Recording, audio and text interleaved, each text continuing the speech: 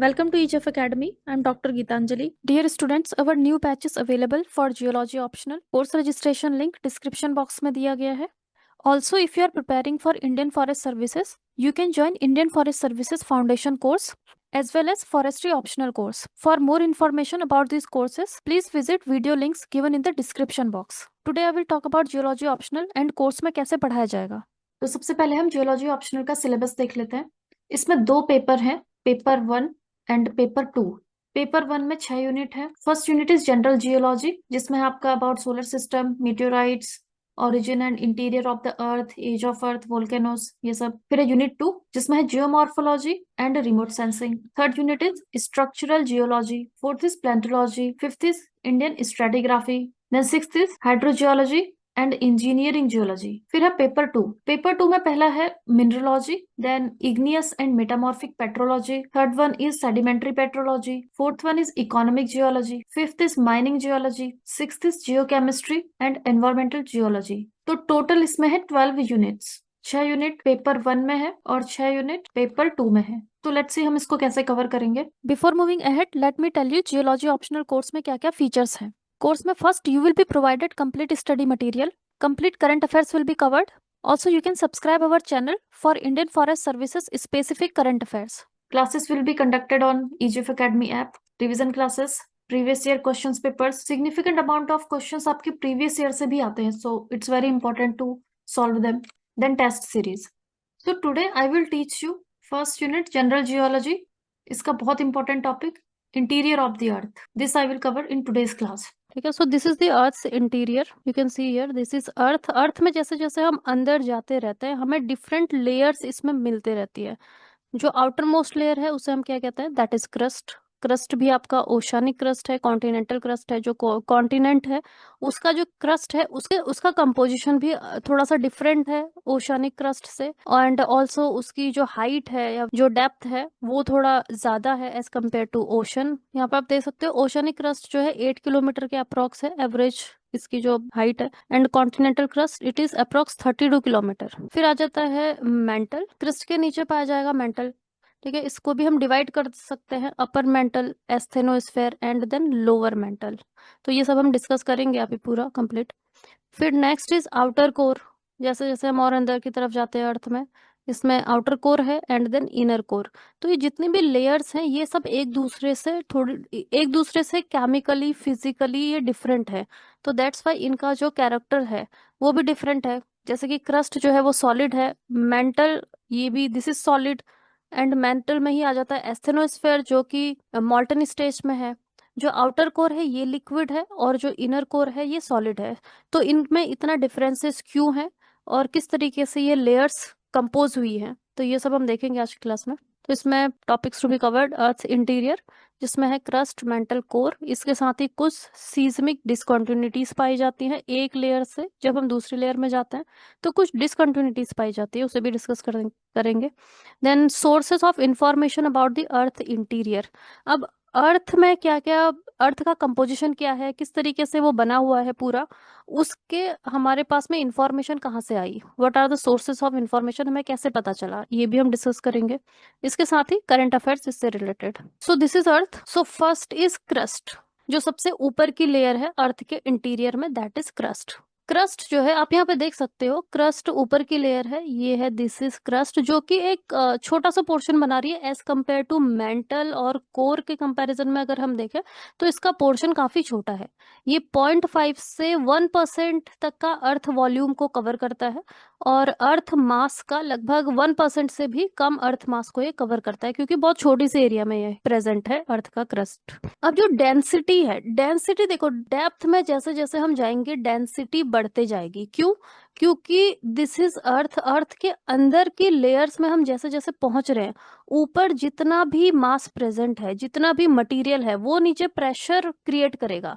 उस प्रेशर की वजह से क्या होगा, ये प्रेशराइज होने की वजह से डेंसिटी बढ़ती जाएगी, बिकॉज वो कंसोलिडेटेड फॉर्म में आ जाएंगे जितने भी पार्टिकल्स होंगे. तो दैट्स वाई जैसे जैसे हम अर्थ के इंटीरियर में अंदर की तरफ मूव करते हैं डेंसिटी बढ़ते रहेगी. यहाँ पे आप देख सकते हो अर्थ के क्रस्ट में दिस इज, ये डेंसिटी है 2.9 ग्राम पर क्यूबिक सेंटीमीटर है यहाँ पे अर्थ के क्रस्ट के स्टार्टिंग में.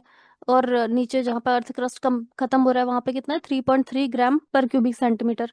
फिर और नीचे हम जा रहे हैं तो 4.3 ग्राम पर क्यूबिक सेंटीमीटर हो गया डेंसिटी।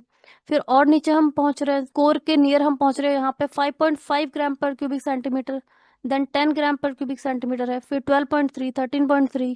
अर्थ के कोर में एकदम अंदर अगर हम देखें तो 13.3 ग्राम पर क्यूबिक सेंटीमीटर की डेंसिटी है। और अर्थ के क्रस्ट में ऊपर कितना है 2.9। तो जैसे जैसे हम अर्थ में अंदर की तरफ जाते हैं वहां पे डेंसिटी इंक्रीज होते रहती है। तो इसके दो रीजंस हैं। एक तो जो हैवी मटेरियल है, अर्थ का जो कोर है वो बहुत डेंस है। क्यों? क्योंकि यहाँ पे मेनली फेरस मिलता है, निकल मिलता है, जिसकी जो ऑलरेडी काफी हैवी मटेरियल्स है, हैवी एलिमेंट है, उनकी वजह से भी डेंसिटी इंक्रीज हो जाती है।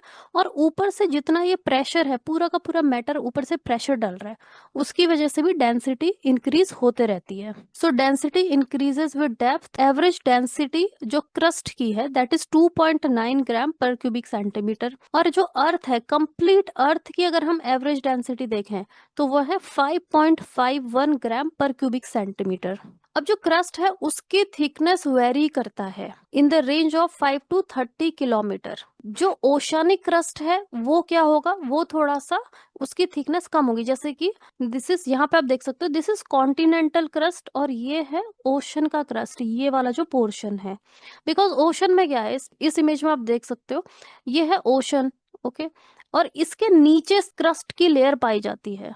तो वो क्रस्ट की लेयर क्या है, काफी पतली सी लेयर है, बिकॉज उसके ऊपर क्या है, उसके ऊपर है वाटर, पानी है, ओशन का वाटर। लेकिन यहाँ पे जो लैंड वाला जो एरिया है हमारा, वहां पे बहुत ऊंचे ऊंचे माउंटेन्स हैं, तो वो पूरा क्रस्ट में ही आता है, दैट इज द क्रस्ट। इसीलिए जो क्रस्ट की थिकनेस है वो कॉन्टिनेंट्स में काफी ज्यादा होती है एज कंपेयर टू ओशंस।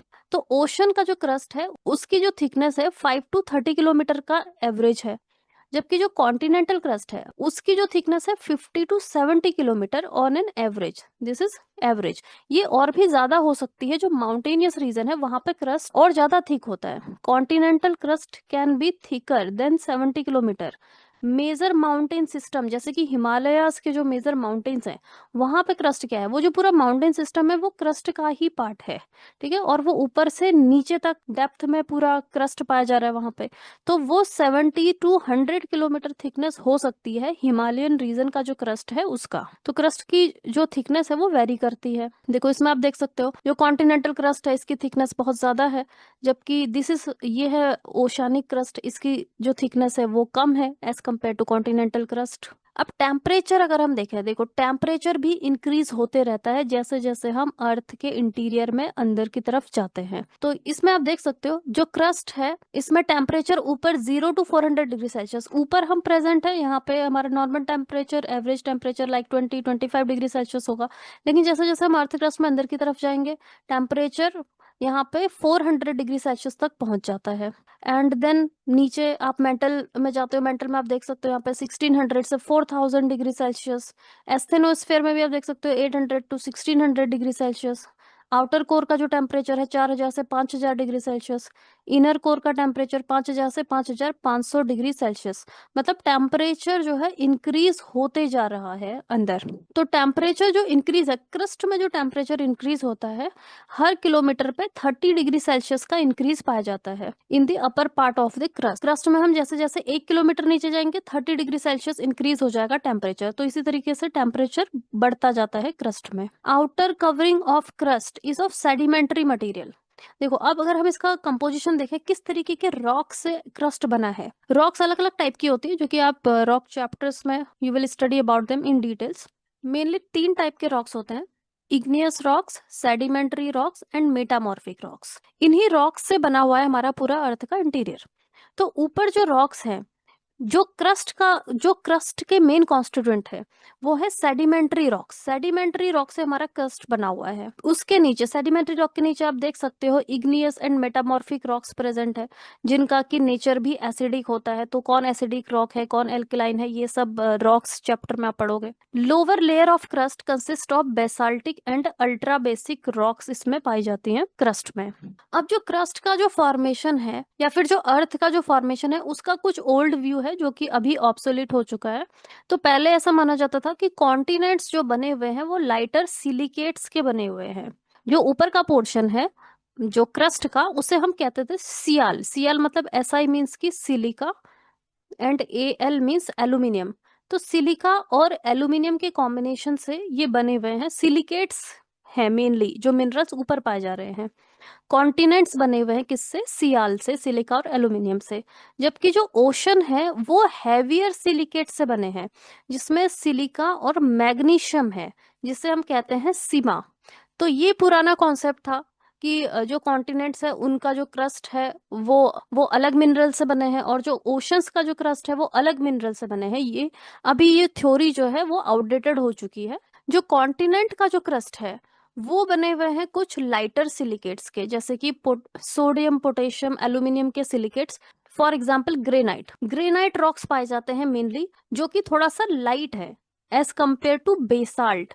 जो हमारे ओशन के जो रॉक्स है या जो ओशन जो बना हुआ है वो बेसाल्टिक मिनरल से बने हुए हैं, और जो कॉन्टिनेंट है वो ग्रेनाइट रॉक से बने हुए हैं। ये सब आप डिटेल में रॉक चैप्टर में पढ़ेंगे कि इन दोनों में एक्चुअल डिफरेंस क्या होता है, ग्रेनाइट और बेसाल्ट में इनका कंपोजिशन कैसा होता है। अभी हमें सिर्फ देखना है कि यहाँ पे जो स्ट्रक्चर है क्रस्ट का वो कैसा है। तो जो ओशनिक जो प्लेट है, तो जो ओशंस है वो बेसाल्ट से बने हैं मेनली, और जो कॉन्टिनेंट्स है वो ग्रेनाइट रॉक से बने हुए हैं। तो दैट्स वाई इनका जो कंपोजिशन है वो थोड़ा सा डिफरेंस आ जाता है। जो बेसाल्ट है these are heavy, these are dense as compare to granite rocks. तो जो ओशानिक क्रस्ट है ये बने हैं किससे? बेसाल्ट, जो कि मेनली इसमें आयरन है, मैग्नीशियम है, उसके सिलिकेट्स है ये। जो आयरन है because it is a heavy metal, okay, so that's why जो बेसाल्ट है वो भी हैवी हो जाता है। It is denser, basalt is denser then granite rocks. Now most abundant element in the earth crust. जो हमारा अर्थ का क्रस्ट है, ऊपर की जो लेयर है, इसमें कौन कौन से एलिमेंट्स पाए जाते हैं? सबसे ज्यादा पाई जाती है ऑक्सीजन 46.6%। उसके बाद फिर है सिलिकॉन 27.7%। देन पाया जाता है इसमें एल्यूमिनियम 8%, आयरन है 5%, कैल्शियम है 3.6%, फिर कुछ माइनर कंपोनेंट्स जैसे कि सोडियम है 2.8%, पोटेशियम है 2.6, मैग्नीशियम है 1.5। तो ये मेजर एलिमेंट्स हैं जो कि अर्थ के क्रस्ट को बनाते हैं। इन्हीं के सिलिकेट्स, ऑक्साइड्स, ये सब बनाते हैं जो अर्थ का क्रस्ट है उसको। तो आपने देखा कि यहाँ पे हमने बात करी कि सिलिकेट्स ऑफ दीज एलिमेंट्स। देखो सिलिकेट्स का क्या मतलब है, ये आप देख सकते हो कि सिलिका है 27%। तो बिकॉज सिलिका प्रेजेंट है हमारे अर्थ के क्रस्ट में, तो जितने भी मेटल्स या एलिमेंट्स प्रेजेंट होंगे वो उनके साथ में रिएक्ट करेगा। जैसे कि एल्यूमिनियम है तो एल्यूमिनियम के सिलिकेट बन जाएंगे, कैल्शियम है, कैल्शियम के सिलिकेट बन जाएंगे। ठीक है, इसी तरीके से हमें सिलिकेट्स इसीलिए हमको मिलते हैं ज्यादा, बिकॉज सिलिकॉन काफी है अर्थ का जो क्रस्ट है उसमें। अब हम अगर पूरे अर्थ का देखें, देखो ये जो कंपोजिशन था ये किसका देखा हमने? सिर्फ अर्थ के क्रस्ट का, जो ऊपर का जो पोर्शन है सिर्फ उसका हमने कंपोजिशन देखा कि उसमें कौन कौन से एलिमेंट्स है सबसे ज्यादा। तो अर्थ का जो क्रस्ट है उसमें ऑक्सीजन, सिलिका, एल्यूमिनियम, आयरन ये ज्यादा है। लेकिन अगर हम पूरे टोटल अर्थ का देखें तो टोटल अर्थ में आयरन सबसे ज्यादा है। ठीक है, most abundant element on the earth, earth में सबसे ज्यादा है आयरन। आयरन कितना है? 34.6%। उसके बाद आ जाता है ऑक्सीजन 29.5%, फिर है सिलिका 15.2%, देन है मैग्नीशियम 12.7%, देन निकेल आ जाएगा 2.4%, सल्फर है 1.9%, टाइटेनियम है 0.05%। एंड ये क्या था? This is the elements in earth crust. Earth के क्रस्ट में सबसे ज्यादा क्या है? ऑक्सीजन, फिर है सिलिका, फिर है एल्यूमिनियम। तो हम देख सकते हैं यहाँ पे डिफरेंस कि ऊपर का जो है अर्थ का पोर्शन क्रस्ट, उसमें ऑक्सीजन, सिलिका ये ज्यादा है। जबकि कंप्लीट अर्थ का अगर हम कंपोजिशन देखें तो उसमें आयरन, ऑक्सीजन, सिलिकॉन ये ज्यादा है। क्रस्ट के बाद आता है मेंटल। लेकिन क्रस्ट और मेंटल जो है उन दोनों का जो कंपोजिशन है, केमिकल्स, मिनरल्स, वो डिफरेंस है। तो डेंसिटी भी डिफरेंट है वहां पे, और उनका नेचर भी डिफरेंट है। तो यहाँ पे एक डिसकॉन्टिन्यूटी आ जाती है। डिसकॉन्टिन्यूटी मीन्स कि कैरेक्टर्स में एक सडन चेंज आता है, उसे ही हम क्या कहते हैं? मोरोविसिस या मोहो डिसकॉन्टिन्यूटी हम इसे कहते हैं। ठीक है, तो this is a boundary between crust and the asthenosphere. देखो जो मेंटल है, मेंटल में एक तो है लोअर मेंटल और दूसरा है अपर मेंटल। अब ये अपर मेंटल के थोड़ा सा नीचे अगर हम देखें तो वहां पे एस्थेनोस्फेयर पाया जाता है, और ये जो एस्थेनोस्फेयर की लेयर है ये सेमी मॉल्टन स्टेज में है, मतलब सेमी लिक्विड स्टेज में ये पाई जाती है, जिसे हम कहते हैं एस्थेनोस्फेयर। तो जो बाउंड्री है बिटवीन क्रस्ट एंड एस्थेनोस्फेयर के जो बीच की बाउंड्री है उसे ही हम कहते हैं मोहो डिसकंटिन्यूटी। मतलब जो अपर मेंटल का जो पोर्शन है और जो क्रस्ट का जो पोर्शन है, उन दोनों के बीच में जो डिसकंटिन्यूटी है या फिर कैरेक्टर्स में जो चेंजेस हो रहे हैं, that is called the Moho discontinuity. ये मोहो डिसकंटिन्यूटी कहाँ पे पाया जाता है? Average depth of 8 kilometre in oceans. Oceans में हमें पता है कि ओशन में जो क्रस्ट है उसकी जो डेप्थ है वो कम है, तो ओशन में 8 किलोमीटर नीचे आपको मिलेगा मोहो डिसकंटिन्यूटी। और जो कॉन्टिनेंटल सरफेस है उसमें 30 किलोमीटर, क्योंकि इसका ऑलरेडी जो क्रस्ट है वो काफी ज्यादा थिक है। तो 30 किलोमीटर का जब हम नीचे जाएंगे इसमें कॉन्टिनेंटल क्रस्ट में, तो वहां पे हमको मिलता है मोहो डिसकंटिन्यूटी।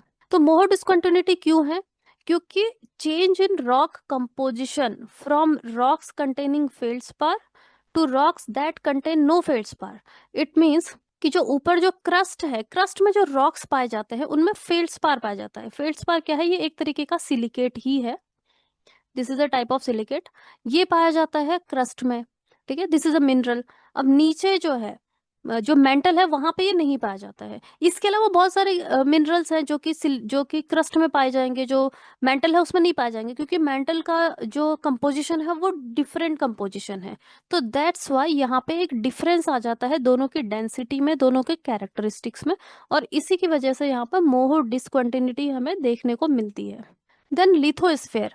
अब लिथोस्फेयर हम किसे कहते हैं?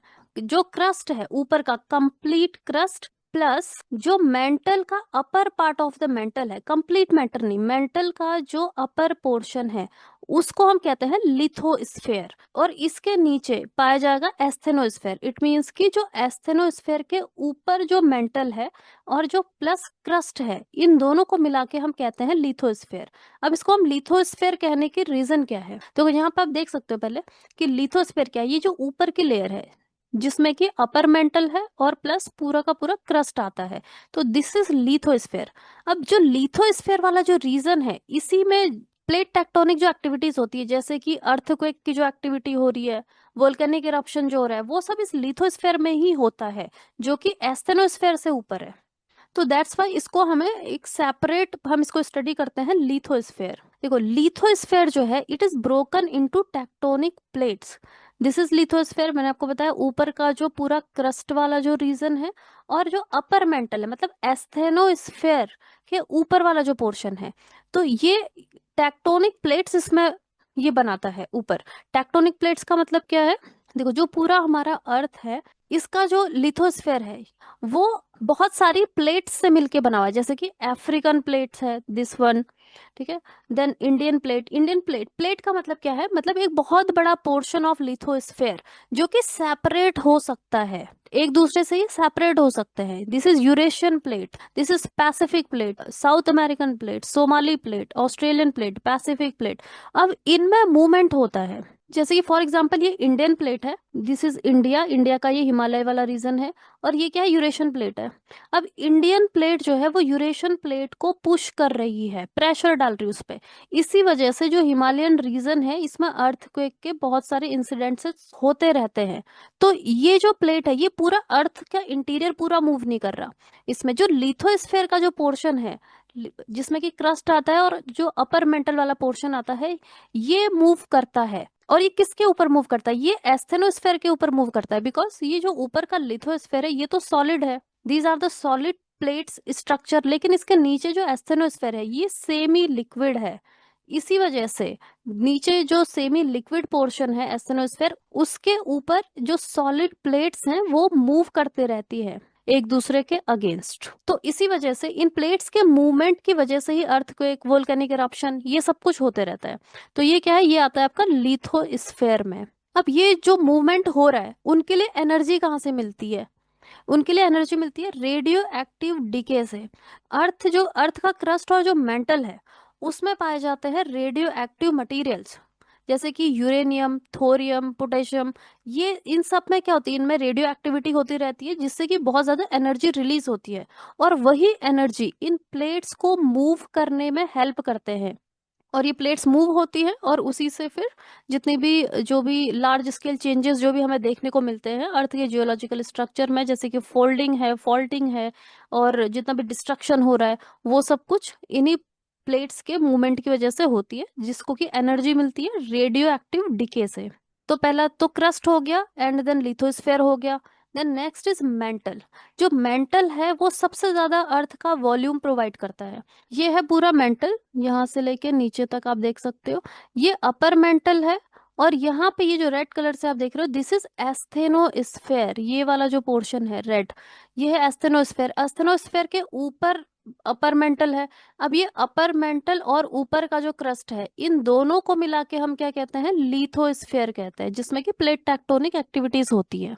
ठीक है, तो अपर मेंटल के नीचे आता है एस्थेनोस्फेयर, जो कि सेमी लिक्विड स्टेज में है, और इस एस्थेनोस्फेयर की वजह से ही ऊपर का जो लिथोस्फेयर है वो मूव करता है।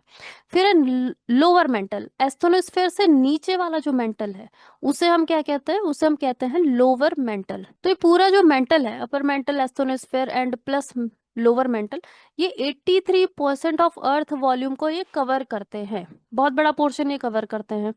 ठीक है, 67% अर्थ का पूरा मास जो है वो मेंटल में ही प्रेजेंट है।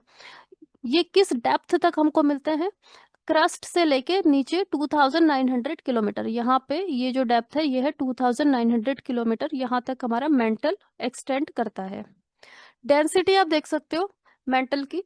अपर मेंटल की डेंसिटी है 2.9 ग्राम पर क्यूबिक सेंटीमीटर से लेके 3.3 ग्राम पर क्यूबिक सेंटीमीटर।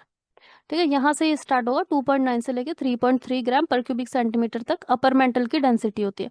फिर हम नीचे आते हैं तो लोअर मेंटल की डेंसिटी बढ़ जाती है। यहाँ पे यू कैन सी हियर, यहाँ पर 4.3 ग्राम पर क्यूबिक सेंटीमीटर से लेके नीचे तक जो लोअर पोर्शन है लोअर मेंटल का, 5.5 ग्राम पर क्यूबिक सेंटीमीटर तक डेंसिटी इसकी बढ़ जाती है यहाँ पे, क्योंकि इस पे फिर प्रेशर भी पड़ रहा है ऊपर से।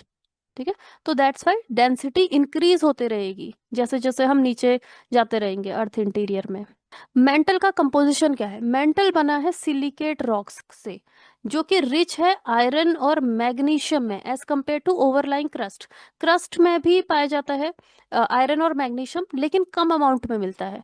जो मेंटल में जो रॉक्स हैं उनमें मैग्नीशियम और आयरन ज्यादा मिलता है, इसीलिए इनकी डेंसिटी ज्यादा होती है as compare to crust. Mantle में और कौन कौन से कंपोनेंट्स हैं, मेंटल में 45% ऑक्सीजन होती है, 21% सिलिका होगा एंड 21% सिलिकॉन, 23% मैग्नीशियम, और बाकी और भी एलिमेंट्स इसमें पाए जाते हैं। टेम्परेचर हम देख सकते हैं, देखो टेम्परेचर जैसे जैसे लिथोस्फेयर से हम नीचे आ रहे हैं तो टेम्परेचर बढ़ते जा रहा है। एस्थेनोस्फेयर का टेम्परेचर कितना है, पहले तो अपर मेंटल का टेम्परेचर 800 डिग्री सेल्सियस तक पहुंच जाएगा। फिर एस्थेनोस्फेयर में टेम्परेचर है 800 से 1600 डिग्री सेल्सियस। फिर लोअर मेंटल में टेम्परेचर है 1600 से 4000 डिग्री सेल्सियस तक का। तो टेम्परेचर यहाँ पे काफी ज्यादा इंक्रीज हो जाता है। देन एस्थेनोस्फेयर, अब ये वाला जो पोर्शन है, this is asthenosphere, upper portion of the mental, इसे हम कहते हैं एस्थेनोस्फेयर। एस्थेनो का मतलब क्या होता है, वीक। तो वीक हम इससे क्यों कह रहे हैं, क्योंकि मॉल्टन स्टेट में है। ठीक है, तो this lies just below the lithosphere. तो ऊपर का जो पोर्शन है लिथोस्फेयर, मैंने आपको बताया ऊपर का जो क्रस्ट है और प्लस अपर मेंटल जो है, ये दोनों मिलके बनाते हैं लिथोस्फेयर। इसके जस्ट नीचे हमें मिलता है एस्थेनोस्फेयर। तो ये हाईली विस्कस है, मैकेनिकली वीक है, density is higher than that of the crust, crust से ज्यादा डेंसिटी इसकी होती है। तो इसी वजह से ये हेल्प करता है प्लेट टेक्टोनिक मूवमेंट में। जो प्लेट टेक्टोनिक मूवमेंट हो रहे हैं जैसे कि अर्थक्वेक है या वोल्केनो इरप्शन है, उन सभी में ये हेल्प करता है यहाँ पे। Then it is main source of magma. देखो, अब जब भी वोल्केनो इरप्ट होता है बहुत सारा मैग्मा उसमें से बाहर निकलता है। वो मैग्मा कहाँ से आता है, वो उसका जो मेजर पोर्शन है वो इस एस्थेनोस्फेयर से ही निकलता है, क्योंकि एस्थेनोस्फेयर क्या है, मॉल्टन स्टेट में है। यहाँ पे लिक्विड स्टेट में आपको मिनरल्स पाए जाते हैं या मटीरियल पाया जाता है, वही बाहर निकलता है जब भी वोल्केनो इरप्ट होते हैं। ठीक है, यहाँ पे आप इसमें आप देख सकते हो जब भी कोई वोल्केनो इरप्ट होगा, दिस इज एस्थेनोस्फेयर। एस्थेनोस्फेयर जो कि सेमी मॉल्टन स्टेट में, तो वोल्केनो अगर इरप्ट होता है तो यहाँ से ये जो एस्थेनोस्फेयर है इससे बाहर निकलता है, इसी का जो मटेरियल है वो मैग्मा के फॉर्म में बाहर निकल जाता है, मैग्मा लावा इस फॉर्म में ये बाहर निकलता है। Then next is outer core. अब ये वाला जो पोर्शन है आउटर कोर, हम देखते हैं इसे। तो ये पाया जाता है आपका 2900 से लेके 5100 किलोमीटर तक का डेप्थ में पाया जाएगा आउटर कोर। आउटर कोर का कंपोजिशन क्या है, अब यहाँ पे आयरन है मिक्स्ड विथ निकेल, इसीलिए हम इसको निफे भी बोलते हैं, Ni मीन्स निकल एंड Fe मीन्स, Fe का मतलब होता है फेरस और फेरस मतलब होता है आयरन। ठीक है, तो इसमें आयरन और निकल दोनों होते हैं और बाकी के भी कुछ एलिमेंट्स इसमें पाए जाएंगे। तो outer core is not under enough pressure to be solid. देखो जो कंपोनेंट यहाँ पे पाए जा रहे हैं वही कंपोनेंट इस इनर कोर में भी पाए जा रहे हैं, लेकिन जो हमारा इनर कोर है ये सॉलिड स्टेट में है, जबकि जो आउटर कोर है ये लिक्विड स्टेट में है। क्यों? क्योंकि जो इनर कोर है यहाँ पे ऊपर से इतना ज्यादा प्रेशर है कि अब यहाँ पे ये लिक्विड स्टेज में नहीं आ पाता है। देखो टेम्परेचर, आप देखो टेम्परेचर बढ़ते जा रहा है नीचे। यहाँ पे 4000 से 5000, यहाँ पे जो इनर कोर का बाउंड्री है यहाँ पे 5000 डिग्री सेल्सियस टेम्परेचर है। इनर कोर में अगर आप देखो लास्ट में यहाँ पे 5500 डिग्री सेल्सियस का टेम्परेचर है, लेकिन इतना ज्यादा टेम्परेचर होने के बावजूद भी जो कोर है इनर कोर वो लिक्विड स्टेट में नहीं है, बिकॉज इतना ज्यादा प्रेशर है ऊपर से पूरा क्रस्ट का, मेंटल का, आउटर कोर का, कि यहाँ पे जितने भी मिनरल है उनको वो लिक्विड स्टेट में नहीं जाने देते हैं। लिक्विड स्टेट में जाने के लिए क्या होता है, डेंसिटी का लेस होना, कम होना जरूरी है। इट मीन्स कि जो एटम्स हैं उनको एक दूसरे से काफी डिस्टेंस पे आना पड़ेगा लिक्विड स्टेट में आने के लिए। ठीक है, सॉलिड का मतलब क्या होता है, डेंसिटी का ज्यादा होना, जितने भी एटम्स हैं वो एक दूसरे से बहुत ज्यादा पास में होते हैं, तो इसका मतलब कि वो सॉलिड स्टेट में है। जब टेम्परेचर हाई होता है, ठीक है, तो वो एक दूसरे से बहुत ज्यादा दूरी पे आने लगते हैं, तो वो क्या होती है, लिक्विड स्टेट। अब यहाँ पे इतना ज्यादा प्रेशर है इस इनर कोर में कि यहाँ के जितने भी एलिमेंट्स हैं वो एक दूसरे से ज्यादा डिस्टेंस पर नहीं जा पाते। दैट्स वाई वो सॉलिड स्टेट में ही रहते हैं, जबकि जो आउटर कोर है उसका कंपोजिशन सेम ही है as compare to inner core, लेकिन ये आपको मिलता है लिक्विड स्टेट में। तो अगर आप अर्थ में देखोगे तो दो जगह है जहाँ पे कि आपको लिक्विड स्टेट में मिलता है, एक तो है दिस आउटर कोर और दूसरा जो एस्थेनोस्फेयर है ये सेमी लिक्विड स्टेट है। बाकी जितना भी अर्थ है, चाहे वो क्रस्ट है ये भी सॉलिड है, क्रस्ट मेंटल भी सॉलिड है एंड इनर कोर भी सॉलिड स्टेट्स में पाया जाता है। अब अगर हम डेंसिटी देखें तो डेंसिटी देखो इंक्रीज होते रहेगी। आउटर कोर की डेंसिटी कितनी है, 10 ग्राम पर क्यूबिक सेंटीमीटर से लेकर 12.3 ग्राम पर क्यूबिक सेंटीमीटर, और इनर कोर की डेंसिटी 13.3 ग्राम पर क्यूबिक सेंटीमीटर। डेंसिटी बढ़ते जा रही है और हमने देखा कि टेम्परेचर भी यहाँ पे इंक्रीज होते जा रहा है। सो इनर कोर 5100 किलोमीटर से स्टार्ट होता है और 6371 किलोमीटर तक ये है। इट मीन्स कि 6371 जो है रेडियस ऑफ अर्थ है। Radius of earth means this is our earth, यहाँ पे जाके होगा ना this is the inner core, हम ऐसे पढ़ रहे हैं इसको, दिस इज क्रस्ट, उसके अंदर मेंटल आया, उसके बाद फिर आउटर कोर, फिर inner core, this is the inner core. ठीक है, दिस इज इनर कोर। तो ये क्या है, इनर कोर की जो डेप्थ है वो कितनी है, 6371। इट मीन्स कि जो अर्थ का रेडियस है, this is the radius of the अर्थ, तो अर्थ का रेडियस भी कितना है, 6371 किलोमीटर।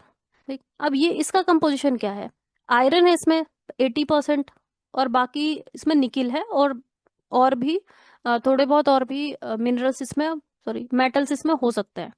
अब जो कोर है just about 16% of the earth volume, देखो जो कोर है इनर कोर, इसका जो वॉल्यूम है, दिस कोर का वॉल्यूम तो कम है एज कंपेयर टू मेंटल और कोर क्रस्ट, लेकिन ये 33% ऑफ अर्थ मास को होल्ड करता है, जबकि इसका वॉल्यूम कितना है, 16%। बिकॉज इसकी डेंसिटी बहुत ज्यादा है, तो जितनी ज्यादा डेंसिटी होगी उसमें, इट मीन्स कि मास जब ज्यादा है इसमें, तो इसी वजह से इसकी डेंसिटी भी ज्यादा है। तो बिकॉज ऑफ हाई डेंसिटी इसमें अर्थ का सबसे ज्यादा मास 33% जो मास है वो सिर्फ 16% एरिया में ही प्रेजेंट है। तो हम समझ सकते हैं कि कितना ज्यादा ये प्रेशराइज्ड है ऊपर से, दैट्स वाई डेंसिटी बहुत ज्यादा यहाँ पे बढ़ जाती है। सो इनर कोर का जो टेम्परेचर है we have already seen 5500 degree Celsius है। अब ये लेयर जो है दिस लेयर इज सॉलिड। अब ये सॉलिड क्यों है, बिकॉज ऑफ द प्रेशर, ऊपर से जितना भी प्रेशर आ रहा है वो प्रेशर इसको लिक्विड में ट्रांसफॉर्म नहीं होने देता है, वो उसको सॉलिड स्टेट में ही रहने देता है। Inner core rotate slightly faster relative to rotation of the surface. देखो हमारी पूरी अर्थ है वो रोटेट कर रही है, ठीक है, तो उसके साथ ही क्रस्ट भी रोटेट कर रहा है, उसके साथ ही मेंटल भी रोटेट कर रहा है और उसके साथ ही हमारा जो कोर है वो भी रोटेट करता है। तो जो इनर कोर है वो रोटेट करता है relatively faster as compare to rotation of the surface. Surface के कंपेयर में इनर कोर ज्यादा फास्ट यहाँ पे रोटेट करता है। देखो कुछ करंट अफेयर्स भी हैं इससे रिलेटेड, जैसे कि earth's inner core isn't just slowing down, it may be changing shape।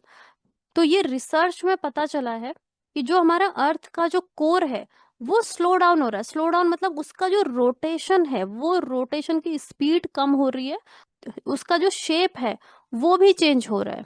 देखो इस तरीके से इसमें रोटेशन होता है क्योंकि पूरी अर्थ रोटेट कर रही है। अर्थ के साथ साथ मेंटल भी रोटेट करेगा, उसके साथ जो लिक्विड आउटर कोर है जो लिक्विड फॉर्म में वो भी रोटेट करेगा, और जो इनर कोर है वो भी रोटेट करेगा। लेकिन जो इनर कोर है उसकी स्पीड कम हो रही है। ये जो स्टडी है ये पब्लिश हुई थी नेचर जियोसाइंस जर्नल में, एंड उन्होंने रिवील किया कि अर्थ का जो इनर कोर है उसमें स्ट्रक्चरल चेंजेस हो रहे हैं, और उसी वजह से इसकी जो रोटेशन है वो स्लो डाउन हो रहा है।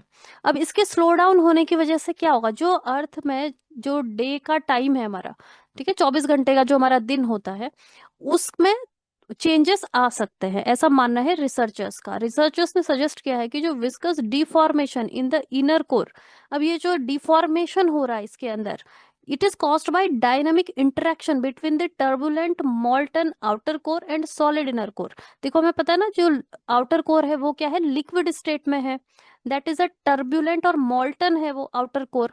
उसका जब इंटरेक्शन होता है सॉलिड आउटर कोर के साथ में, तो उसी इंटरेक्शन की वजह से यहाँ पे कुछ ना कुछ चेंजेस हो रहे हैं इनर कोर में। अभी इसमें और रिसर्च होगा तो हमें और चीजें इसमें पता चलेंगी कि इसका जो चेंजेस है वो क्यों हो रहा है और उसके क्या क्या इम्पैक्ट पड़ेंगे।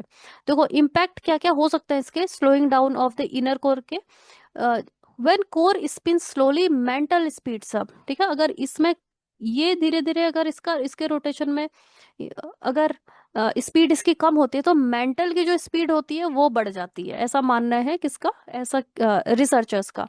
तो इससे होता क्या है कि earth to move faster, it causes earth to move faster, जिससे कि जो हमारा दिन की जो लेंथ है, जैसे 24 घंटे का दिन है उसमें कुछ कमी आ सकती है।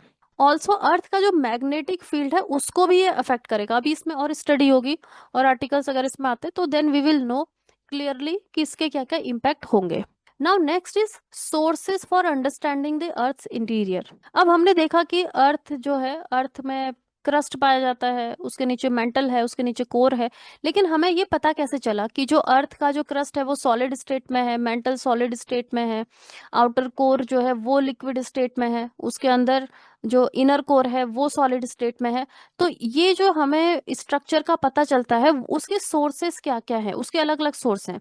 जैसे कि increase in temperature with depth, depth के जैसे जैसे हम नीचे अंदर जाते हैं, जैसे जैसे हम डेप्थ में जाते हैं तो टेम्परेचर इंक्रीज होता है, ठीक है। तो ये हमें कैसे पता चला कि डेप्थ, जितनी हम डेप्थ में जा रहे हैं टेम्परेचर इंक्रीज होगा, इसके क्या सोर्सेस हैं, ठीक है।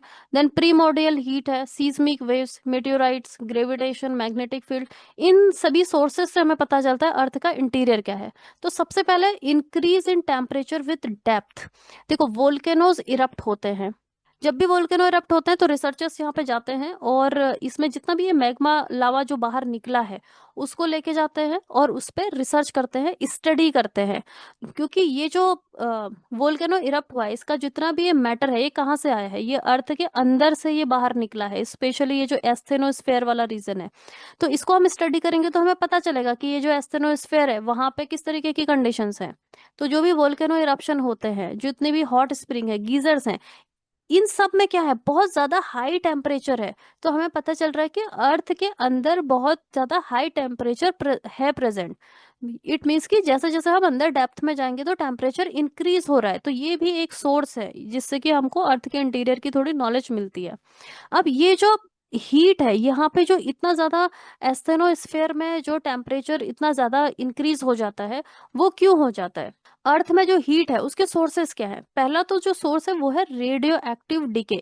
इट मीन्स कि जो हमारा क्रस्ट है और जो मेंटल है, ठीक है, उसमें पाए जाते हैं रेडियो एक्टिव सब्सटेंसेस जो डिसइंटीग्रेट होते रहते हैं। दिस इज अर्थ क्रस्ट और मेंटल में मिलते हैं हमें रेडियो एक्टिव सब्सटेंसेस। तो वहां पे एक तरीके का न्यूक्लियर डिके होता है प्राइमरली इन द क्रस्ट और मेंटल में।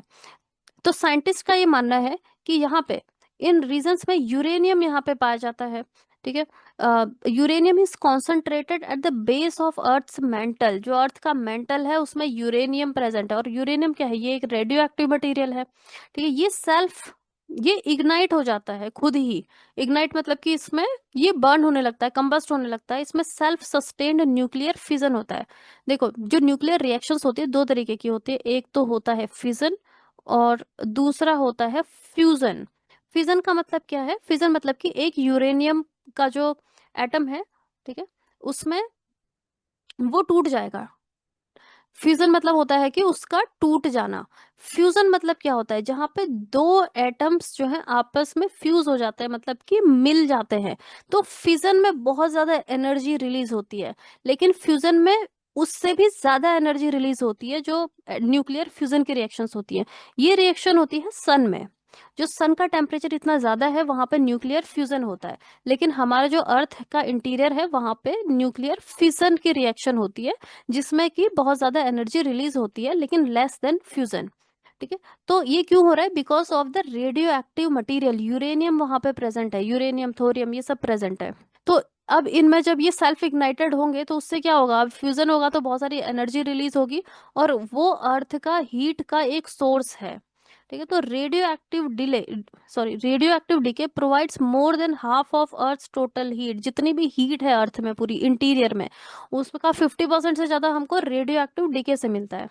दूसरा जो सोर्स है वो है प्रीमोर्डियल हीट। प्रीमोर्डियल हीट का क्या मतलब है, देखो अर्थ का फॉर्मेशन हुआ था लगभग 4.5 बिलियन ईयर्स एगो अर्थ बनी थी।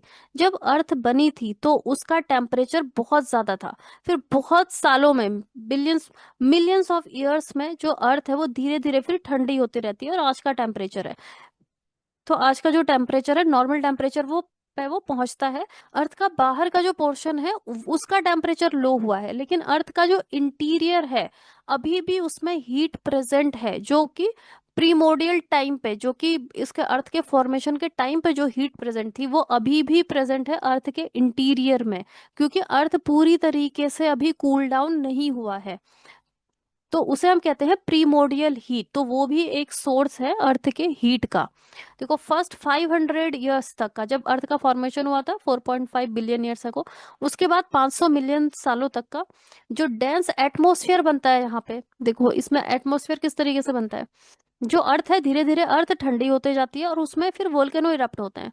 तो जैसे जैसे वोल्केनो इरप्ट होते हैं बहुत सारी गैसेस निकलती हैं, उसको हम डी गैसिंग भी कहते हैं, it is called the D guessing process. ठीक है, अब इसमें कौन कौन सी गैसेस आती है एटमॉस्फेयर में अर्थ के, इसमें आती है हाइड्रोजन, वाटर के वेपर, मेथेन, कार्बन डाइऑक्साइड। तो उस टाइम पे यही गैसेस थे एटमॉस्फेयर में, ऑक्सीजन तो बहुत बाद में बनती है फिर। ठीक है, तो इनिशियली यही गैसेस उस वक्त डोमिनेट कर रही थी हमारे एटमॉस्फेयर को। तो rest is the heat left over from earth formation is known as primordial heat. इसका मतलब यही है कि अभी भी जो अर्थ है वो कंप्लीटली अंदर तक ठंडा नहीं हुआ है, उसमें जो उस टाइम पे जो हीट थी वो प्रेजेंट है। तो वो भी एक सोर्स है अर्थ के इंटीरियर में जो इतना ज्यादा टेम्परेचर है उसका।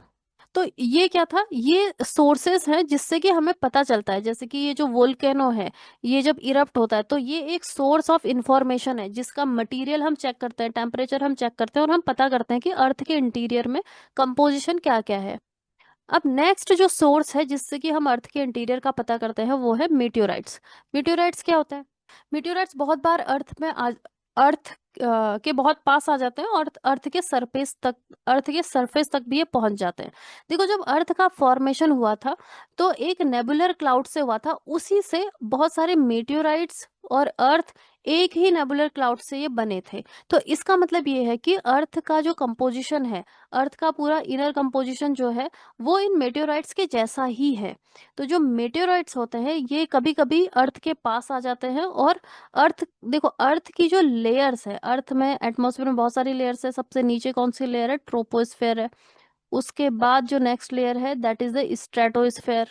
उसके बाद फिर आती है यहाँ पे मीजोस्फेयर, फिर उसके बाद आपकी आ जाएगी एक्सोस्फेयर। तो जो ये मेटेoroids हैं ये इतनी लेयर से जब होते हुए पहुंचते हैं अर्थ में नीचे ट्रोपोस्फेयर तक का, तो इनमें काफी ज्यादा फ्रिक्शन होता है, बहुत सारा फ्रिक्शन होने की वजह से ये डिट्योरेट हो जाते हैं। इनका जो आउटर लेयर है वो बर्न हो जाता है, वो जल जाता है। तो जैसे जैसे जब ये अर्थ पे पहुंचते हैं, ये आउटर लेयर बर्न हो जाता है और अंदर का जो इनका इनर कोर रह जाता है, inner core is exposed. Inner core is exposed क्योंकि इनका जो कंपोजिशन है वो भी अर्थ के जैसा ही है। जो मेटेओराइट्स है इनमें भी एक इनर कोर पाया जाता है और आउटर स्ट्रक्चर्स पाए जाते हैं। तो जो आउटर स्ट्रक्चर है वो तो बर्न हो जाते हैं अर्थ के एटमॉस्फेयर से नीचे आने तक, और बच जाता है इसका जो इनर कोर है वो बच जाता है। तो ये इनर कोर हमको अर्थ पे मिलता है और फिर इसकी स्टडी करी जाती है, और ये सेम है एज जो हमारा अर्थ का इनर कोर है उसके जैसा ही है इसका जो कोर है मेटेओराइट्स का। तो उसकी स्टडी जब हम करते हैं तो भी हमें पता चलता है कि कौन कौन से एलिमेंट्स अर्थ के इंटीरियर में, अर्थ का जो कोर है उसमें प्रेजेंट हो सकते हैं। Then next is gravitation. Gravitation से भी हमें पता चलता है अर्थ के इंटीरियर का। देखो ग्रेविटी जो है अर्थ में वो अलग अलग जगह पे वेरी करती है। Uneven distribution of the mass of material. जो ग्रेविटी है वो किस पे डिपेंड करती है? मास पे डिपेंड करती है। जब भी आप किसी भारी चीज को आप अगर उछालोगे ऊपर तो वो जल्दी नीचे आ जाएगा, हल्की चीजें थोड़ी देर से नीचे आती है। तो इट मीन्स कि जो ग्रेविटेशन है, ग्रेविटी वो मास पे डिपेंड करती है, वो वेट पे डिपेंड करती है। और जो मास का डिस्ट्रीब्यूशन है अर्थ में वो सिमिलर नहीं है, वो अलग अलग डिस्ट्रीब्यूटेड है, बहुत ही अनइवन है। ठीक है, तो ग्रेविटी में जो एनोमलीज पाई जाती है, पोलर रीजन में ग्रेविटी डिफरेंट होती है एज कंपेयर टू जो ट्रॉपिकल रीजन है उससे। तो ये जो एनोमलीज पाई जा रही है, ये जो डिफरेंसेस पाए जा रहे हैं, उससे भी हमको इंफॉर्मेशन मिलता है about the distribution of mass in specially जो क्रस्ट है अर्थ में, अर्थ का जो ऊपर का लेयर है क्रस्ट, उसमें मास किस तरीके से डिस्ट्रीब्यूटेड है उसका हमको नॉलेज मिलता है। देन नेक्स्ट जो सोर्स है जिससे हमें इंटीरियर का पता चलता है वो है सीस्मिक वेव्स। ये सबसे ज्यादा इंपॉर्टेंट है, हमें इनसे सबसे ज्यादा इंफॉर्मेशन मिलती है इन सीस्मिक वेव्स से। देखो सीस्मिक वेव्स क्या है? सीस्मिक वेव्स हैं जब अर्थक्वेक आता है, कहीं पे भी भूकंप आता है, तो उससे क्या होता है, बहुत सारी वाइब्रेशंस यहाँ पे वाइब्रेशंस जनरेट होती हैं, और वही उन्हें ही हम क्या कहते हैं, सीस्मिक वेव्स कहते हैं। They are the waves of energy that travel through the earth's layer as a result of earthquake. या तो जब अर्थक्वेक आता है, या वोल्केनो इरप्ट होता है, या मैग्मा मूवमेंट हो रहा है, या फिर कहीं पर लैंडस्लाइड आ रहा है बहुत ज्यादा लार्ज स्केल का। ठीक है, तो उससे क्या होगा, पूरा का पूरा उस इंसिडेंट की वजह से जो इंटीरियर है, अर्थ के इंटीरियर में बहुत सारी वेव्स प्रोड्यूस होती है और वो वेव्स ऊपर तक पहुंचती है। जैसे कि फॉर एग्जांपल अगर हमारा जो अर्थक्वेक है वो यहाँ से स्टार्ट हो रहा है, ठीक है, उसका फोकस यहाँ पे है, और तो यहाँ से जनरेट होंगे बहुत सारी वेव्स, और वो जो वेव्स है उन्हीं को हम क्या कहते हैं, सीस्मिक वेव्स कहते हैं। उनकी स्टडी से हमें पता चलता है कि अर्थ के अंदर इंटीरियर में किस तरीके के मटेरियल्स प्रेजेंट हैं। Velocity of seismic waves changes as they travel through material with different density. It means कि जो सीस्मिक वेव्स है, देखो वो सीस्मिक वेव्स जब आती हैं, हमें पता है कि अर्थ का जो इंटीरियर है उसकी डेंसिटी अलग अलग, उसकी डेंसिटी वेरी करती है। ठीक है, ऊपर जो है कम डेंसिटी है, फिर नीचे ज्यादा डेंसिटी है। तो ये जो सीस्मिक वेव्स हैं, अलग अलग डेंसिटी वाले मटेरियल से होते हुए जब ये चलती है तो इनका स्पीड कम ज्यादा होते रहता है। तो इनकी जो स्पीड में जो वेरिएशन आता है उससे हमें पता चलता है कि ये डेंस मटेरियल से होते हुए चल रही है या फिर लिक्विड मटेरियल से। तो उससे हमें पता चलता है कि अर्थ के इंटीरियर का जो मटेरियल है वो किस तरीके का है। And they also undergo reflection and refraction. देखो रिफ्लेक्शन और रिफ्रैक्शन क्या होता है? जब भी कोई भी जो वेव्स है, ये जो सीस्मिक एनर्जी है ये वेव के फॉर्म में चलती है। ठीक है, तो कोई भी वेव है अगर वो एक मीडियम से दूसरे मीडियम में चलता है, जैसे कि फॉर एग्जांपल एयर से होते हुए वो वाटर में चल रहा है, ठीक है, दिस इज अ वेव। तो या तो वो रिफ्लेक्ट हो सकता है, मतलब यहाँ पे इस मीडियम से टकराते ही वो वापस चले गया, इसे हम क्या कहते हैं, इसे हम कहते हैं रिफ्लेक्शन। या फिर अगर वो उस मीडियम के अंदर जा रहा है, एयर से होते हुए पानी के अंदर वो गया, तो उसका डायरेक्शन चेंज हो सकता है। ये आप देख सकते हो यहाँ पे इसका डायरेक्शन चेंज हो गया, इसे हम कहते हैं रिफ्रैक्शन। तो रिफ्रैक्शन का मतलब क्या है?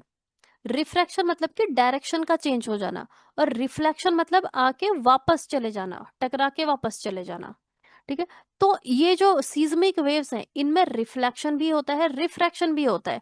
तो ये क्यों हो रहा है? अलग अलग मटेरियल की वजह से। ठीक है, एयर क्या है? एयर को हम सॉलिड मान सकते हैं, और जो वाटर है वो लिक्विड है, मतलब सॉलिड से लिक्विड मीडियम में अगर ये वेव्स ट्रेवल कर रही है तो इनमें रिफ्रैक्शन पाया जाता है। ठीक है, तो उससे भी हमें पता चलता है अर्थ के स्ट्रक्चर के बारे में। देखो अब ये कैसे हमें पता चलता है, हम इसको थोड़ा डिटेल्स में पढ़ेंगे। हाउ द सबसे पहले हमें ये देखना है कि अर्थक्वेक वेव्स प्रोड्यूस कैसे होती है, अर्थक्वेक आता कैसे है। जैसे कि फॉर एग्जांपल यहाँ पे दो प्लेट्स हैं, ठीक है, और उनके मूवमेंट की वजह से एक प्लेट चले गया यहाँ पे नीचे, तो उससे क्या होगा, उससे अर्थक्वेक जनरेट हो जाएगा यहाँ पे। ठीक है, तो सपोज ये है हाइपोसेंटर, मतलब कि यहाँ से अर्थक्वेक स्टार्ट हो रहा है, ये उसका फोकस पॉइंट है। अब यहाँ से क्या होगा, यहाँ से जनरेट होंगी वेव्स जो ऊपर पहुंचेंगी और ऊपर वो डिस्ट्रक्शन करेंगी यहाँ पे। ठीक है, तो abrupt release of energy along the fault causes the earthquake waves. ये जो फॉल्ट रीजन है, फॉल्ट मतलब कि जहां से जो दूसरा वाला जो पार्ट है वो नीचे चले गया, इसे हम कहते हैं, this is called the fault plane. तो इस फॉल्ट प्लेन पे जो है एनर्जी, बहुत ज्यादा एनर्जी रिलीज होती है, उसी से अर्थक्वेक वेव्स जनरेट होते हैं। Point where the energy is released is called the focus और हाइपोसेंटर।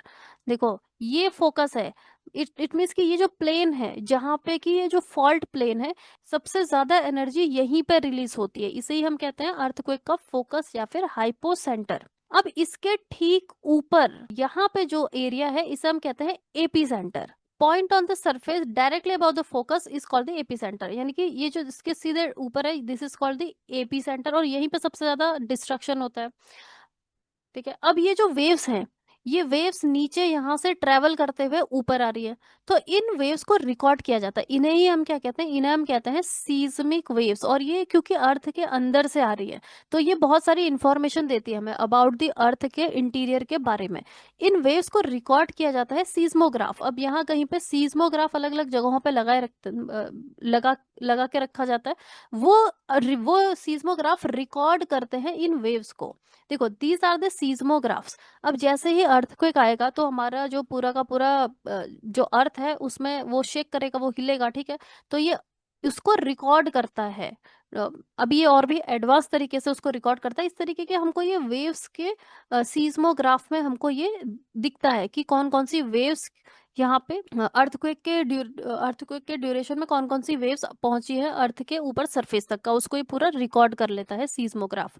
देखो तो this is the seismograph. Seismograph को लगा के रखते हैं, अलग अलग प्लेसेस पे इनको प्लेस करके रखा जाता है, जो कि स्पेशली जो अर्थक्वेक प्रोन एरियाज जो होती हैं।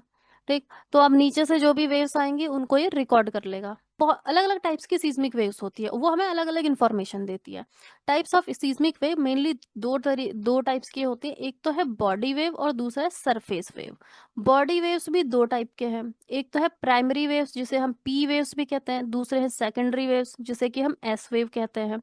ये जो बॉडी वेव्स हैं, हम इन्हें बॉडी वेव्स क्यों कहते हैं, देखो बॉडी वेव जनरेट होते हैं due to release of energy at the focus. यहाँ पे ये वाला जो पोर्शन है ये नीचे चले गया और ये वाला पोर्शन ऊपर रह गया, तो यहाँ पे ये जो हाइपोसेंटर है या जो फोकस वाला जो एरिया है, यहाँ पे सबसे ज्यादा एनर्जी रिलीज होती है और ये हर डायरेक्शन में मूव करती है। ठीक है, तो यहाँ पे जो वाइब्रेशंस जनरेट होती है, वेव्स जनरेट होती है, उसी को हम बॉडी वेव कहते हैं, जिसमें कि प्राइमरी वेव और सेकेंडरी वेव दोनों ही आ जाते हैं। तो बॉडी वेव हम इसे क्यों कह रहे हैं, क्योंकि ये जो बॉडी वेव्स है ये पूरे के पूरी एरिया में ये फैल जाते हैं। ठीक है, मूव करते हैं पूरी बॉडी में, बॉडी ऑफ दिस प्लेट, तो दैट्स वाई हम इसे कहते हैं बॉडी वेव्स।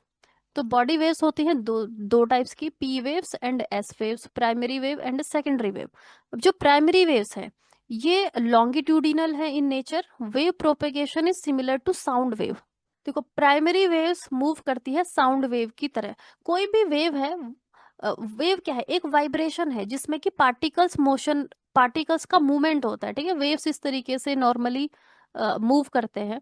ठीक, तो जो प्राइमरी वेव्स हैं, wave propagation is similar to sound wave की तरह ये मूव करते हैं। दूसरे हैं एस वेव्स। एस वेव्स या सेकेंडरी वेव्स, इनमें मूवमेंट होता है लाइट वेव की तरह, ये मूवमेंट करते हैं जैसे कि लाइट चलती है।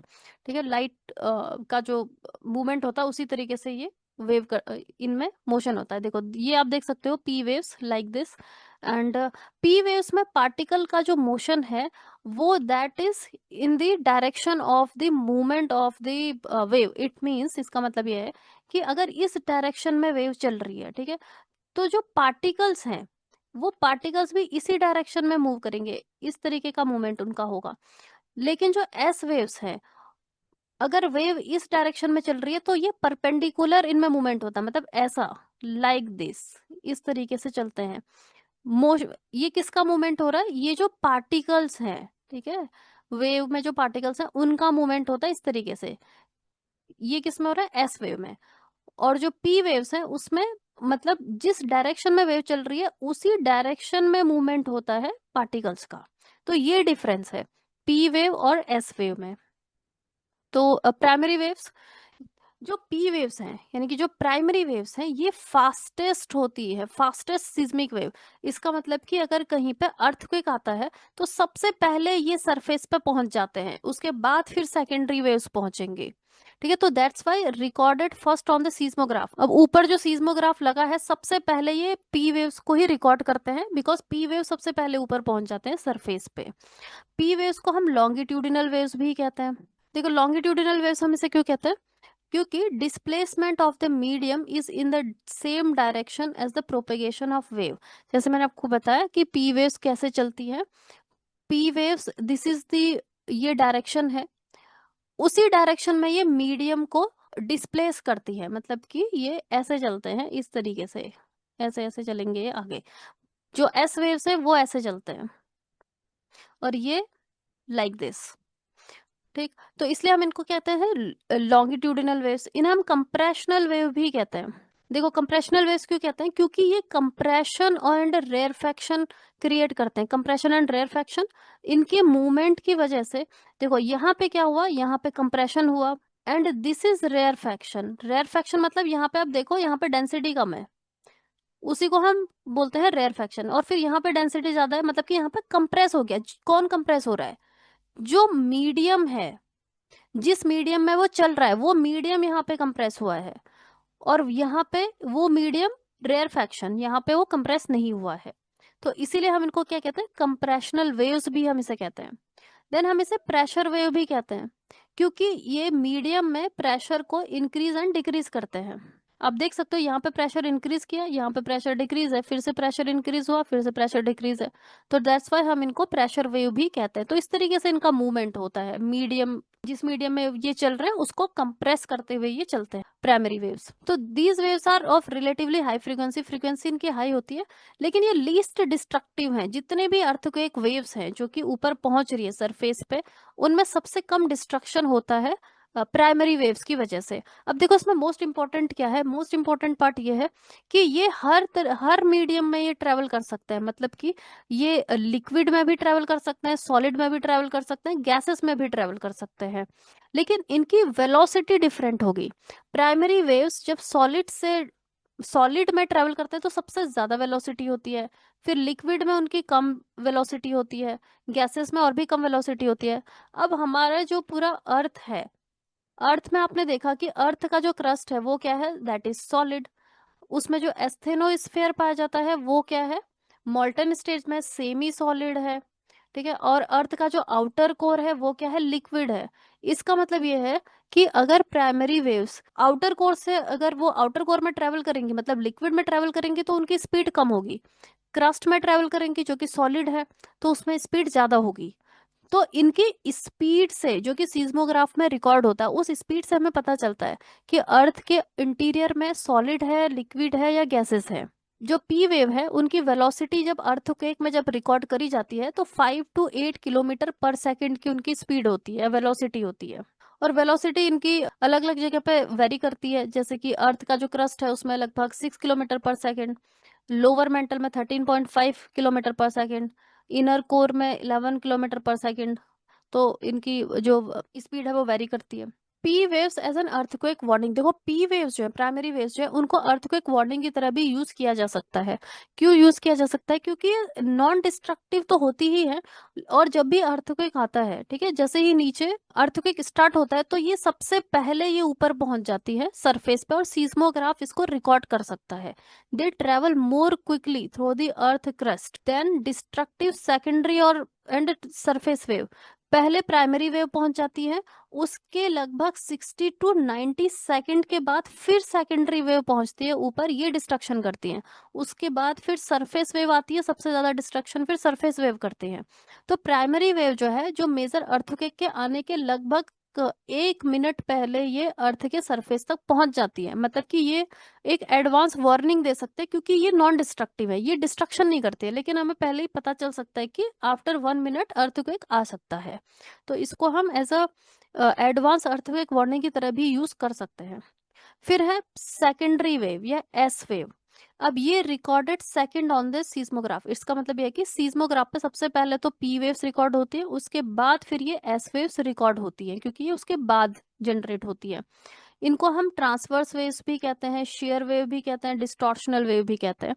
दे are analogous to light wave. जैसे लाइट ट्रेवल करती है, सन से लाइट ट्रेवल करके पहुंचती है अर्थ में, तो जिस तरीके से लाइट ट्रेवल करती है, सेम उसी तरीके से ये सेकेंडरी वेव का भी ट्रेवल होता है, ये उसी तरीके से करते हैं। इनका जो direction of vibration of particle in the medium is perpendicular to the direction of propagation of wave. तो जैसे मैंने आपको बताया कि जिस डायरेक्शन में वेव मूव कर रही है, उसके परपेंडिकुलर इस तरीके से मूवमेंट होगा इसका, जो पार्टिकल्स है उनका, जिससे कि क्रिएट होता है trough and crust in the material. देखो ये है, this is the trough and this is the crust, क्योंकि इनका जो ये वेव चल रही है और इसमें ऐसे मूवमेंट हो रहा है पार्टिकल्स का, तो उसमें ट्रफ एंड क्रस्ट बन जाते हैं। तो surface wave arrives at the surface after P waves. तो पहले पी वेव पहुंचेंगी, उसके लगभग 1 मिनट के बाद पहुंचेंगी दिस एस वेव्स। इनकी हाई फ्रिक्वेंसी होती है and these are slightly higher destructive as compare to P waves. P wave से ये थोड़ा ज्यादा डिस्ट्रक्शन करते हैं। सबसे ज्यादा डिस्ट्रक्शन कौन करता है? वो करते हैं सरफेस वेव्स। ठीक है, तो एस वेव्स थोड़ा ज्यादा डिस्ट्रक्शन करते हैं as compare to P waves. Trampling जो होती है अर्थ के सरफेस पे, वो इन्हीं की वजह से होती है। From side to side horizontal जो शेकिंग होता है अर्थ का अर्थक्वेक के टाइम पे, वो इन एस वेव्स की वजह से ही होता है। अब इसमें इंपॉर्टेंट क्या है कि एस वेव जो है वो फ्लड से में फ्लूइड्स जो है, यानी कि जो लिक्विड और गैसेस है, उसमें ये ट्रेवल नहीं कर सकते हैं। और आपको पता है कि जो हमारा एस्थेनोस्फेयर है वो क्या है? सेमी लिक्विड फॉर्म में है। जो हमारा आउटर कोर है वो क्या है? लिक्विड फॉर्म में है। तो उनमें ये ट्रेवल नहीं कर पाएगा। ठीक है, तो दैट इज इम्पोर्टेंट। फिर है सरफेस वेव, जिनको कि हम एल वेव्स भी कहते हैं। देखो, तो जब भी अर्थक्वेक आता है, दिस इज फोकस, अर्थक्वेक के आते ही यहाँ पे प्राइमरी वेव्स जनरेट होंगे जो सबसे पहले पहुंचेंगी ऊपर। उसके पीछे फिर 1 मिनट, लगभग 1 मिनट के बाद सेकेंडरी वेव्स जनरेट होंगी, वो पहुंचेंगी। अब जब ये ऊपर पहुंच जाते हैं, प्राइमरी वेव्स और सेकेंडरी वेव्स ये सरफेस पे पहुंचते हैं, तो फिर सरफेस वेव्स जनरेट होती हैं उनके बाद। तो बॉडी वेव्स जो है, ये दोनों को हम क्या कहते हैं? प्राइमरी वेव और सेकेंडरी वेव को हम कहते हैं body wave. Body wave interact करते हैं सरफेस रॉक के साथ में, ऊपर पहुंच के सरफेस के साथ में इंटरेक्ट करते हैं और जनरेट करते हैं न्यू सेट ऑफ वेव्स, जिन्हें कि हम कहते हैं सरफेस वेव्स।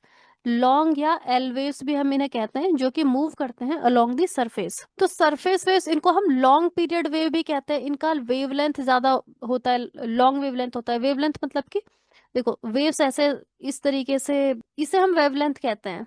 तो इनका जो वेवलेंथ होगा वो ज्यादा होगा, ऐसे लाइक दिस लॉन्ग वेवलेंथ इनका पाया जाता है। तो ये डेवलप होंगे in the immediate neighbourhood of the AP centre. AP centre मतलब कि ये वाला जो पार्ट है, इसके इमीडिएट नेबरहुड मतलब ऊपर जाके सरफेस में, इसके आसपास में, यहीं पे ये जनरेट होंगे।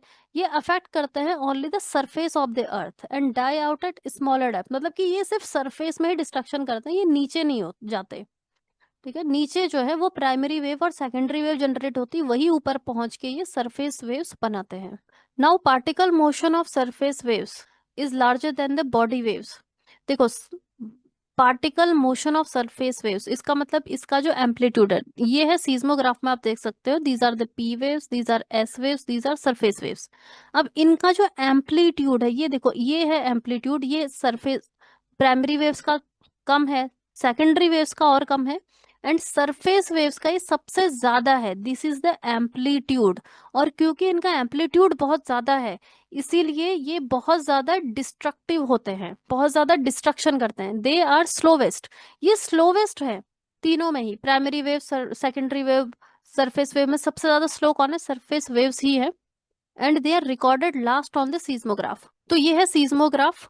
सीज्मोग्राफ में सबसे पहले प्राइमरी वेव को रिकॉर्ड होगा, उसके बाद फिर सेकेंडरी वेव, और उसके बाद फिर सरफेस वेव्स यहाँ पर रिकॉर्ड होते हैं, तो ये लास्ट में रिकॉर्ड होते हैं सीज्मोग्राफ में। अब जो सरफेस वेव्स हैं ये भी दो टाइप के हैं, love waves and Rayleigh waves. देखो रिले वेव्स क्या है, यहाँ पे आप देख सकते हो, these are the primary wave, secondary wave, और ये दोनों Rayleigh wave and love waves, ये दोनों क्या है, these two are the surface waves. तो जो रिले वेव है यहाँ पे आप देख सकते हो, ये rolls along the ground just like a wave. जैसे कि ओशन में या लेक में कोई आप वेव देखते हो, उस तरीके से ये रोल करता है, ये मूव करता है ग्राउंड को up and down and side to side, दोनों दोनों तरीके से ये मूव कर देता है, अप एंड डाउन भी एंड साइड टू साइड भी। तो ये बहुत ज्यादा डिस्ट्रक्शन बहुत करते हैं, ये मोस्ट ऑफ द जितने भी शेकिंग होता है, डैमेज होता है, वो सब रिले वेव की वजह से ही होता है अर्थक्वेक के टाइम पे।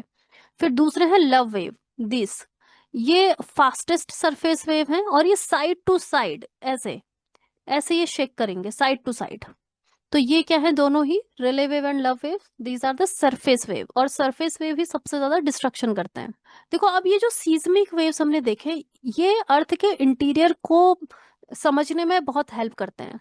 Seismic wave gets recorded on seismograph located far off location. देखो सीज्मोग्राफ कहीं पे भी लगा रखा है, ओके। अब जितने भी ये अर्थक्वेक वेव्स आती है उनको ये रिकॉर्ड कर देता है जब भी अर्थक्वेक होते हैं। अब ये जो वेव्स हैं उनका जो अराइवल टाइम है कि कितने टाइम बाद कौन सी वेव्स पहुंच रही है, वेव्स टेकिंग डिफरेंट पाथ, अलग अलग पाथ से होते हुए ये पहुंच रहे हैं, ये सब कुछ हमें इंफॉर्मेशन देते हैं अर्थ के इंटीरियर का। Absence of seismic waves in certain regions called the shadow zone. Earth का जो इंटीरियर है उसके कुछ पोर्शन में ये ट्रेवल नहीं कर पाते, उन्हें हम कहते हैं शेडो जोन। देखो क्या होता है शेडो जोन, हम इसमें देखते हैं shadow zone of P wave and S wave.